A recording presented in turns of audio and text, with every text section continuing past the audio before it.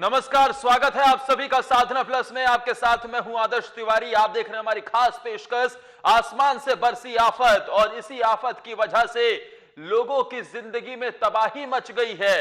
पिछले 3 दिन से लगातार आसमान से ये आफत आ रही है और इसमें सैकड़ों लोग, 100 से ज्यादा लोग गाल के गाल में समा गए हैं। संक्रमण की चपेट में आने से देश भर में हजारों लोगों की जान जा चुकी है, क्योंकि एक तरफ जहां कोरोना वायरस का संक्रमण है तो दूसरी तरफ कुदरत की ये आपदा न सिर्फ लोगों की जान ले रही है बल्कि लोगों की जीवन शैली पर भी गहरा प्रभाव डाल रही है।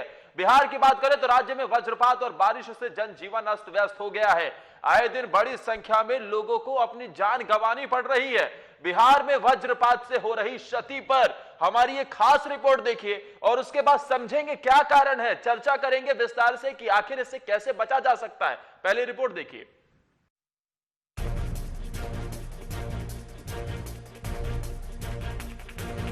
एक तरफ जहां कोरोना वायरस पूरे देश के लिए घातक साबित हो रहा है, वहीं दूसरी तरफ बिहार को अन्य आपदाओं के कारण भी खासा नुकसान झेलना पड़ रहा है।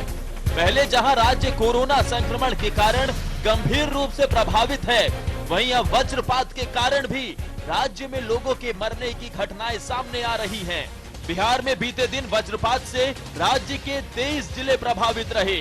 इस घटना में कुल 125 लोगों की जान गई, जबकि 3 दर्जन से अधिक लोग गंभीर रूप से घायल हो गए।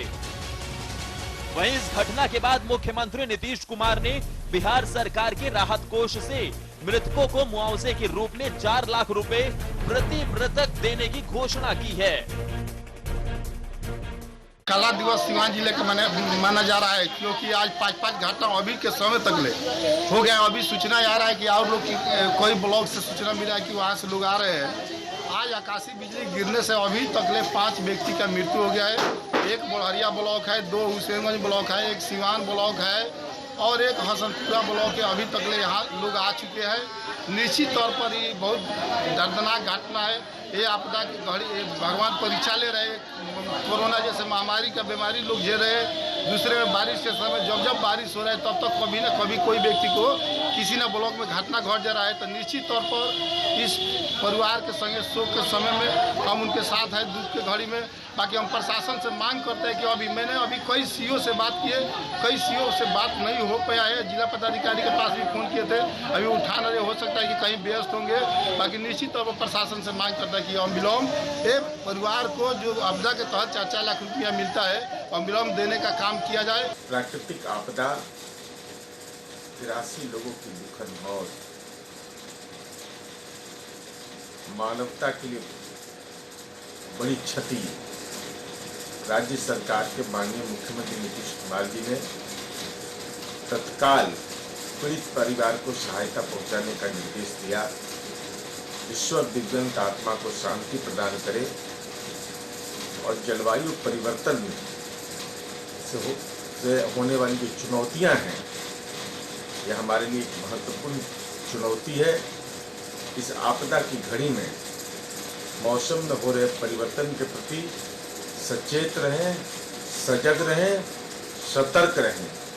आपदा प्रबंधन विभाग विभिन्न समय में दिशा निर्देश जारी कर रहा है। अगर आंकड़ों के हिसाब से देखा जाए तो साल 2020 में बिहार में वज्रपात से अब तक लगभग 200 लोगों की मौत हो चुकी है और दिन प्रतिदिन इन आंकड़ों में बढ़त देखने को मिल रही है। राज्य में खुले खेत में काम करने वाले किसान इस आकाशीय बिजली से सबसे ज्यादा प्रभावित हो रहे हैं। वज्रपात के प्रति लोगों को जागरूक करने के लिए और वज्रपात से बचने के उपायों के साथ साथ मौसम की जानकारी के लिए बिहार सरकार के आपदा प्रबंधन विभाग ने इंद्र वज्र नामक ऐप बनाया है। इसके साथ ही लोगों को जागरूक करने की कवायद में राष्ट्रीय आपदा प्रबंधन विभाग ने एक वीडियो जनहित में जारी किया है। फंस गए खेत में ऐसे मौसम में, आसमान में बादल देखो लगे गरजने। ए बच्चा पार्टी ई का गुरु बने गा रहे हो। श्यामलाल चाचा ने पेड़ की शरण ली, घायल हो जाओगे पेड़ पर गिरी अगर बिजली। नहीं तो सर छुपाने की जगह ना मिले तो क्या करे? सर छुपाने के लिए मजबूत जगह ढूंढो, कुछ ना अगर दिखे तो बन जाओ गुरु, बन जाओ गुरु।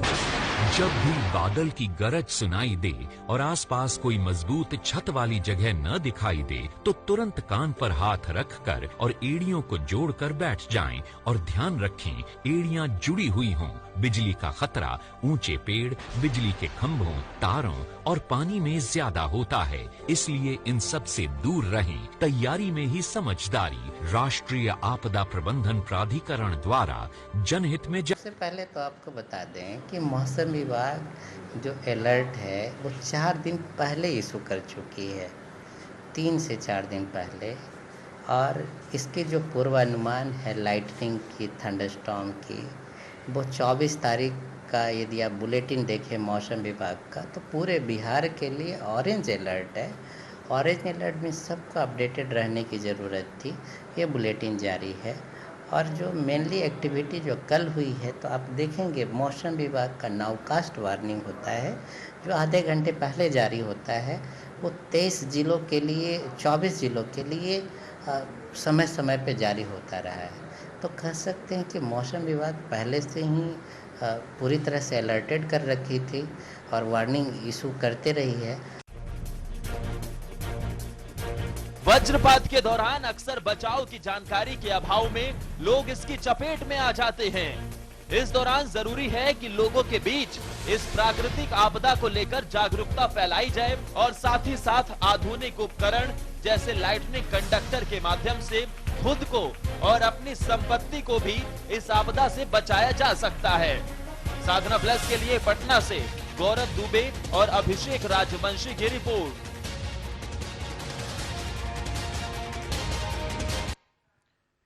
गुरुवार को बिहार में आसमान से मौत की बारिश हुई। इस आफत में 125 लोगों की जान चली गई। वज्रपात के दौरान सावधानी नहीं बरतने से हर साल सैकड़ों लोगों की जान चली जाती है, हजारों लोग इसमें जान गंवा देते हैं। लेकिन किन बातों को ध्यान रखना चाहिए और सतर्कता किन चीजों पर बरतनी चाहिए, इसी को लेकर आप कैसे अपनी जान बचा सकते हैं, इसके लिए राष्ट्रीय आपदा प्रबंधन विभाग ने जनहित में एक वीडियो जारी किया है। आइए आपको दिखाते हैं ये वीडियो। फंस गए खेत में ऐसे मौसम में, आसमान में बादल देखो लगे गरजने। ए बच्चा पार्टी ई का गुरु बने गा रहे हो। श्यामलाल चाचा ने पेड़ की शरण ली, घायल हो जाओगे पेड़ पर गिरी अगर बिजली। तो सर छुपाने की जगह ना मिले तो क्या करे? सर छुपाने के लिए मजबूत जगह ढूंढो, कुछ ना अगर दिखे तो बन जाओ गुरु, बन जाओ गुरु। जब भी बादल की गरज सुनाई दे और आसपास कोई मजबूत छत वाली जगह न दिखाई दे तो तुरंत कान पर हाथ रखकर और एड़ियों को जोड़कर बैठ जाएं और ध्यान रखें एड़ियां जुड़ी हुई हों। बिजली का खतरा ऊंचे पेड़, बिजली के खंभों, तारों और पानी में ज्यादा होता है, इसलिए इन सब से दूर रहें। तैयारी में ही समझदारी। राष्ट्रीय आपदा प्रबंधन प्राधिकरण द्वारा जनहित में। वज्रपात के कारण और बचाव के बारे में जानने के लिए बात करते हैं जाने माने पर्यावरणविद से नीतीश प्रियदर्शनी, जो हमारे साथ लाइव जुड़े हुए हैं। नीतीश जी, साधना प्लस में आपका बहुत बहुत स्वागत है। नमस्कार नीतीश जी, जिस तरीके से इस वक्त आकाशीय बिजली की वजह से भारी नुकसान बिहार के लोगों को उठाना पड़ रहा है, मौतें भारी संख्या में हुई है, लेकिन इन सब चीजों के पीछे की वजह क्या है और आखिर ये आकाशीय बिजली गिरने की वजह क्या है? साथ ही ये भी समझना चाहेंगे कि बिहार में फिलहाल क्यों ये आकाशीय बिजली गिर रही है। देखिए, आकाशीय बिजली जहां तक गिरने की बात है, जब से पृथ्वी बनी है और मौसम बना है तब से ये धरती पर ये बिजली गिरती रही है। सब दिक्कत ये हो रही है कि इधर कुछ वर्षों से बिजली गिरने की जो संख्या है वो काफी बढ़ा है, जिसमें इस साल अगर 2-3 साल 4 साल पहले का रिकॉर्ड देखें तो काफी इसमें जो है बिजली गिरने की स्थिति जो है, गति जो है काफी तेज हुई है। तो सबसे बड़ी चीज क्या है कि बिजली जो गिरती है, जो बादल जो हमारे बनते हैं और आपस में जो घर्षण जो होता है, जिसके चलते ये विद्युत की ऊर्जा उत्पन्न होती है और वो नीचे की तरफ आती है एक कंडक्टर को खोजते हुए, जिसमें आपको वो पृथ्वी से उसको कंडक्टिविटी मिलती है, चाहे वो पेड़ के रूप में हो, पोल के रूप में हो, चाहे लोहे के पोल के रूप में हो, चाहे किसी ऊंचे जगह पे हो। तो ये बिजली आके धरती की तरफ में प्रवेश करती है क्योंकि उसको सर्किट पूरा करना है। रही बात बिहार की, जो आपने प्रश्न किया कि इतनी अधिक बिजली क्यों गिर रही है, तो इस बार भी अगर आप देखिएगा कोरोना के लॉकडाउन के दौरान काफी अधिक जलवायु परिवर्तन हुआ है और खासकर आपका मोतिहारी, मुंगेर, इस सब में काफी अधिक जो है तेज बारिश और बिजली गिरने की उस वक्त भी रिपोर्ट आ रही थी और झारखंड में भी रिपोर्ट आ रही थी कि बिजली गिरने की। तो कहीं ना कहीं ये जो पृथ्वी जो गर्म हो रही है, जिसके चलते ये जो बादल जो बिजली बनाती है वो काफी निचले स्तर पे बन रही है, तो ग्लोबल वार्मिंग भी एक बहुत बड़ा रिस्पॉन्सिबल फैक्टर हो रहा है। तो कहीं ना कहीं पूरे वातावरण, पूरे वायुमंडल में पृथ्वी के ये बिजली गिरने की जो संख्या है वो काफी तेजी से बढ़ी है, भारत ही नहीं दूसरे देशों में भी। लेकिन दुर्भाग्य है कि हमारे बिहार और झारखंड में ज्यादा लोग मरते हैं दूसरे देशों की तुलना में। जी बिल्कुल, और जिस तरीके से अभी जानकारी जो मैंने भी पढ़ा उस लिहाज से ये भी पढ़ने में आया है कि अभी फिलहाल बिहार में जिस तरीके से बिजली गिर रही है, वज्रपात हो रहा है, बंगाल की खाड़ी से नम हवाएं इस ओर बढ़ रही हैं, तो वहीं राजस्थान की तरफ से शुष्क हवाएं इधर की तरफ बढ़ी हैं, जिसके बीच में टकराव हुआ और जिसके चलते इस वज्रपात की आशंका जताई जा रही है कि इसी वजह से वज्रपात हो रहा है भारी संख्या में। बिल्कुल सही कहा, क्योंकि जब नम और शुष्क हवा जब आपस में मिलती है, गर्म हवा, तो कहीं ना कहीं इस घर्षण से ये बिजली की ऊर्जा उत्पन्न होती है और इसको एक माध्यम चाहिए वो कैरी होने के लिए। वो तो पृथ्वी में मौजूद पेड़, पोल, आपके कोई भी चीज जो विद्युत का जो सुचालक होता है उसको वो पकड़ लेता है, वो पृथ्वी की तरफ बढ़ता है और कई हजार पावर करंट के साथ आता है। तो ये कहना बिल्कुल सही है कि अभी जो गर्म हवा और ठंडी हवा जो मिल रही है, ये काफी बिजली गिराने के लिए ये माहौल जो है बहुत उपयुक्त है। बिल्कुल बिल्कुल, लेकिन जिस तरीके से ये बिजली गिरती है वहां का कितने दूर का एरिया प्रभावित रहता है ये भी समझना चाहेंगे, क्योंकि जहां ये बिजली गिरती है हमने देखा है अमूमन की भारी संख्या में नुकसान होता है, लेकिन जिस पॉइंट पर ये वज्रपात हुआ है, जहां बिजली गिरी है, वहां के आसपास के कितनी दूर का एरिया अमूमन इससे प्रभावित होता है? देखिए, सब वो निर्भर करता है वहां के आपके डेमोग्राफी पे, वहां के टोपोग्राफी पे। तो सबसे बड़ी चीज क्या है कि जहां ये गिरती है बिजली, अगर ये खेत वाले एरिया में गिरी जहां पानी है, तो करीबन 50 से 100 मीटर तक ये आपको अफेक्ट करेगी। लेकिन अगर ये सूखे जगह पे गिर रही है पेड़ वगैरह के नीचे, तो वो पेड़ को ही टारगेट करेगी। तो आप देखिएगा कि जहां लोग मरते हैं बिजली वहीं गिरती है और थोड़ा जो दूर में लोग खड़े होते हैं वो झुलस जाते हैं। तो सबसे बड़ी चीज क्या है कि बिजली को समझ पाना अभी भी बहुत मुश्किल है। जी ठीक है प्रियदर्शी जी, वक्त एक ब्रेक का हो चला है, ब्रेक के उस पार भी हम चर्चा करेंगे, आप हमारे साथ लगातार बने रहिए। फिलहाल यहां एक छोटे से ब्रेक के लिए रुक रहे हैं, चर्चा लगातार इस पर जारी रहेगी, कहीं मत जाइए, आप देखते रहिए साधना प्लस।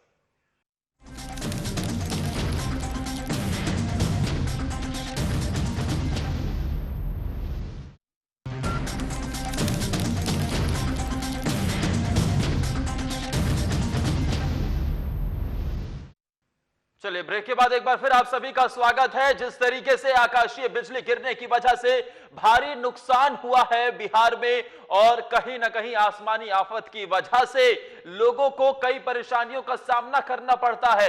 इन सब के बीच हम लगातार चर्चा कर रहे हैं, हमारे साथ मशहूर पर्यावरणविद जुड़े हुए हैं और उनसे हम आगे भी पूछते हैं। जिस तरीके से आकाशीय बिजली गिरती है, आपने बताया कि इसके पीछे की मुख्य वजह क्या होती है, लेकिन इन सब के बीच प्रियदर्शी जी ये भी समझना चाहेंगे कि कितनी देर तक का ये खतरा बना रहता है एक बार आकाशीय बिजली गिरने की वजह से? देखिए, अगर आकाशीय बिजली गिरी है और बादल गरज रहे हैं, तो अगर जहां जिस स्थान पर बिजली गिरी है वहां आप ये मान के चलिए कि आधे घंटे तक यानी 30 मिनट तक आप सुरक्षा में रहिए, चाहे आप ऊंचे मकान के में हो, पक्के मकान के अंदर ही रहिए, क्योंकि हो सकता है कि वो दोबारा भी गिरे। और ये भी एक जो बहुत लोगों का जो भ्रम होता है कि एक जगह बिजली गिरी है तो दोबारा नहीं गिरेगी, वो भ्रम खत्म हो गया है। एक जगह पर बिजली दोबारा भी गिर सकती है। तो कम से कम बिजली गिरने के आधे घंटे बाद तक आप खुले में मत आइए, पेड़ के नीचे मत आइए और खेतों में मत जाइए जहां पानी है। आप उस वक्त 30 मिनट तक आप अपने को सुरक्षित रखिए। जी बिल्कुल, और बिजली गिरने की मुख्य वजह भी जानना चाहेंगे। धरती पर, जमीन पर जिस तरीके से, क्या ये समझे कि मौजूदा समय में जो पिछले कई सालों से अगर आंकड़े उठाकर देखें तो 2017 में इससे 2885 मौत हुई थी, 2018 में 2357 लोग इससे जान गंवा चुके हैं, यानी कि हजारों की संख्या में लोगों की इससे मौत होती है। लेकिन ऐसे में क्या मोबाइल का इस्तेमाल ज्यादा बढ़ रहा है? मोबाइल के इस्तेमाल से जो रेडिएशन निकलता है उसका भी एक कारण हो सकता है, और भी क्या कुछ कारण हो सकते हैं जो फिलहाल अमूमन जिसकी वजह से अब वज्रपात बढ़ता हुआ दिख रहा है? देखिए, सबसे बड़ा कारण जो दिख रहा है कि जो ग्लोबल वार्मिंग जिसकी बात कर रहे हैं, अब साइंटिस्ट उस पर भी जा रहे हैं कि जिस तरीके से हमारी पृथ्वी गर्म हो रही है, वाष्पीकरण तेजी हो रहा है, गर्म और शुष्क हवा का मिलन हो रहा है, ये और जो काले बादल, जो बिजली उत्पादन करने वाले बादल धरती के काफी निचले स्तर पे बन जा रहे हैं, 1 से 2 किलोमीटर के अंतराल पे, तो ये सबसे बड़ा खतरा हो रहा है, जिसके चलते बिजली गिरने की जो इतनी संख्या काफी बढ़ी है इस ग्लोबल वार्मिंग, पृथ्वी गर्म होने से। दूसरा जो आपने कहा मोबाइल, जी क्या कहा आपने? बढ़ते मोबाइल के यूज को भी वज्रपात की एक वजह मान सकते हैं? बिल्कुल बिल्कुल, क्योंकि जिस तरीके से आजकल गांव देहात सब जगह सबके हाथ में मोबाइल है, और जिस तरीके से वो इस्तेमाल कर रहे हैं, खुले में आके इस्तेमाल कर रहे हैं, तो वो भी अट्रैक्ट करेगा। तो यहाँ तो इंस्ट्रक्शन पहले रहता है कि जब बिजली चमक रही हो तो अपने मोबाइल को ऑफ कीजिए, और या तो अपने मोबाइल से दूर हो जाइए। तो कहीं ना कहीं मोबाइल अट्रैक्ट कर रहा है, इसमें दो राय नहीं है। और कई जगह जो है, आप देखिएगा आजकल गांव देहात में भी मोबाइल टावर काफी लगे हुए हैं, तो मोबाइल टावर सुरक्षा तो देता है लेकिन साथ में वो अट्रैक्ट भी करता है। बिल्कुल। लेकिन मोबाइल एक सबसे बड़ा कारण ये जो है जरूर बन रहा है कि प्रियदर्शी जी, इसकी रफ्तार भी समझना चाहेंगे कि किस रफ्तार से ये बिजली धरती पर आ धमकती है जिसकी वजह से इतना भारी नुकसान होता है। देखिए, बिजली की गति तो आज तक जो है वो जो लाइट का जो गति है बस उसी गति से ही आता है। अब तो अभी तुरंत तो याद नहीं आ रहा उसका स्पीड क्या है, लेकिन काफी तेजी से आती है बिजली। और आप जब आवाज पहले आती है, जो आवाज आपको बाद में सुनाई देगी, बिजली तो पहले गिरती है। चलिए, तो इसलिए बिजली की गति बहुत तेज है और ये फ्रैक्शन ऑफ सेकंड में धरती तक पहुंचेगी। नीतीश प्रियदर्शी जी हमारे साथ आरजेडी प्रवक्ता रामानुज जी प्रसाद भी फोन लाइन पर जुड़ गए हैं। रामानुज जी, साधना प्लस में आपका बहुत बहुत स्वागत है। बहुत धन्यवाद। सरकार की तैयारियां बाढ़ से निपटने को लेकर, फिलहाल तो वज्रपात से बिहार जूझ रहा है, 100 से ज्यादा की मौत हो गई है, लेकिन बाढ़ को लेकर क्या तैयारियां सरकार की दिख रही हैं, कितनी संतोषजनक? सरकार की जो बाढ़ के पूर्व के आपके अनुभव है, आपको मीडिया के साथी भी जानते हैं, हमारे बिहार के मालिक, हमारी जनता भी जानते हैं कि सरकार जो है पूरे बाढ़ के पीरियड में, चाहे वो रिलीफ के नाम पर लूट मचे या वो फ्लड प्रोटेक्शन वर्क या फाइट में ये हो, आपने देखा नहीं, बांध टूटता है तो बिहार सरकार का जल संसाधन मंत्री कहते रहे कि चूहा बांध तोड़ दिया। हमारे यहाँ चूहा बांध तोड़ देता है, चूहा जैसे रखा हुआ वो जमा खाना का शराब पी जाता है। तो ये सरकार की बात क्या कर रहे हैं? अभी आपने वज्रपात से जो आप कह रहे हैं 100 से ज्यादा मौतें हुई, इसमें जो आपदा प्रबंधन विभाग और आपदा के जो विषय बोल रहे हैं, जो ये पर्यावरणविद, इन बातों को क्या हम अपने लोगों के बीच प्रचारित नहीं करेंगे? ये आपदा प्रबंधन विभाग, यहाँ साहब ये वज्रपात का ये अनुपात होता है, उसमें पहले जो है सो आज गिर जाएगा, फिर ध्वनि आपको सुनाई देगा, इन सारी बातों को आप मत निकलो। इस तरह का अगर बादल दिखता हो तो आप खेतों में काम करने नहीं जाओ तो कैसे रिएक्टर इस पे होना चाहिए, इतनी इसकी गति होती है। ये तो इस कॉन्टेक्स्ट में तो अवेयरनेस प्रोग्राम मैंने ड्राइव होनी चाहिए, ये सरकार कहीं नहीं कर रही है। लोग जब मर जा रहे हैं तो घड़ियाली आंसू बहाते हुए कह रही है हम 4 लाख रुपए जो प्रावधान है। नीतीश जी से भी समझेंगे क्या, जिस तरीके से आप बता रहे थे, हम जिस चीज का जिक्र कर रहे थे कि विदेशों में भी हर साल भारी संख्या में वज्रपात होता है लेकिन वहां इतना नुकसान नहीं होता, तो क्या उसके पीछे की वजह ये माने कि सरकार की तरफ से जो अवेयरनेस कार्यक्रम चलाए जाते हैं, लोगों के बीच में जागरूकता की कमी है? नीतीश जी, पाकिस्तान पर वोट मांग लेती है, बिल्कुल लोगों में जागरूकता की बिल्कुल कमी है। और मैं तो ये देखिए सरकार को मैं हर जगह नहीं ला सकता, लेकिन जो सुदूर गांव में है जहां सरकार को पहुंचना चाहिए लेकिन किसी कारण से नहीं पहुंच पाती है, तो वहां के जो लोकल जो मुखिया तबके के लोग हैं, डीसी हैं, इन लोगों को चाहिए कि वहां के लोगों को, वैज्ञानिकों को ले जाके लोगों को जागरूक करें कि जब बिजली जब चमक रही हो, बिजली गिरने की स्थिति हो तो क्या बचाव करना चाहिए। और एक छोटा सा बता देते हैं कि लोग अपने भी अनुमान लगा सकते हैं कि जब बिजली चमकने की होती तो उस वक्त आपके सर के बाल और हाथों के बाल वो खड़े होने लगते हैं। तो उस चीज को आप ध्यान दीजिए, अगर वो स्थिति हो रही है तो बिजली कहीं ना कहीं अगल बगल गिरेगी। तो ये चीज को हम लोग को समझना होगा। और सबसे बड़ा लोग, बहुत से लोग कहता है कि हम लोगों ने ऐप लाए हैं और ये बिजली गिरने के लिए आपका हम लोग किसी ऑर्गेनाइजेशन से संपर्क किए हैं। तो आपको एक चीज बता दें कि ऐप जो है वो शहर में चल सकता है, लेकिन सुदूर देहातों में जहां नेट का अभी भी प्रॉब्लम है, लोग नहीं देख सकते हैं। बिल्कुल, और बिल्कुल, ये भी बड़े पैमाने पे जागरूकता अभियान चलाना होगा और इसी के चलते लोगों को जागरूक किया जाएगा, तभी वज्रपात जैसे खतरे की आहट को कम से कम लोग समझ पाएंगे और पता चल पाएगा कि इससे कैसे बचा जा सकता है। रामानुज जी, अब किस तरीके की मांग आरजेडी की तरफ से की जा रही है, क्योंकि हमने ये भी देखा है कि जिस तरीके से राज्य सरकार की तरफ से जो मुआवजा दिया गया है उससे नाखुश दिख रहे हैं, लेकिन इन सब के बीच ये भी समझना बेहद जरूरी है रामानुज जी कि बाढ़ और वज्रपात बिहार में अब से तो आ नहीं रहा, नुकसान अब से तो आ नहीं रहा, नुकसान तो पहले भी होता था, भारी संख्या में नुकसान होता था। आप अपने कर्तव्य का इसी कर ले रहे हो। ये मुआवजा जो है जीवन का ये महत्व और जीवन का वैल्यू 4 लाख रुपए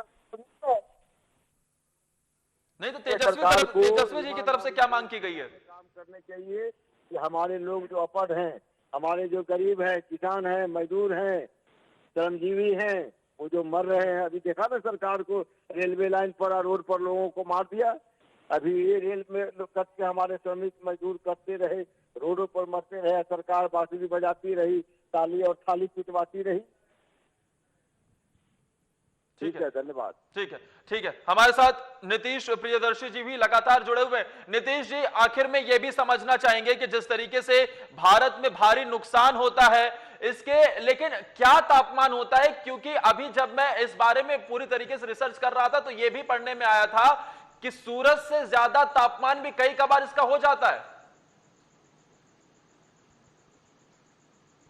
देखिए, जो तापमान, जैसे आपका, जैसे बहुत लोग कहते हैं कि ये मानसून के समय शुरू होता है, मानसून से थोड़ा पहले शुरू होता है बिजली गिरने की घटना, लेकिन आपको एक चीज बता दूं, जहां तापमान में बहुत अधिक फर्क आता है, जैसे आपका मार्च और अप्रैल का महीना, उस वक्त भी काफी बिजली गिरती है। खासकर अगर हम झारखंड की बात करें, बिहार की भी बात करें और मध्य प्रदेश, छत्तीसगढ़ की, तो वहां भी बिजली उस वक्त काफी तेज गिरती है, क्योंकि तापमान में काफी फर्क हो जाता है। नीचे का तापमान बहुत अत्यधिक हो जाता है और ऊपर का तापमान कम होता है।